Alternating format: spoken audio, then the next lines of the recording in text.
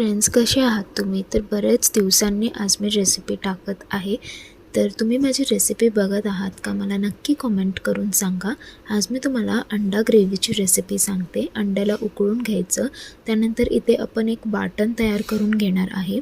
खोबरं, कांदा, मिरची, आलं, लसूण हे सगळ्याचं.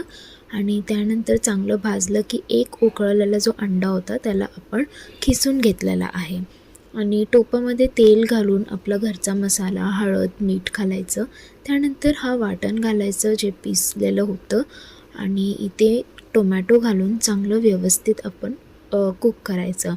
ऑल सेपरेट झालं की यामध्ये गरम मसाला टाका आणि ह्याला चांगलं शिजू द्या. आणि गरम पाणी घातल्याच्यानंतर इथे जे क्रश केलेलं होतं अंडं ते घालायचं आहे.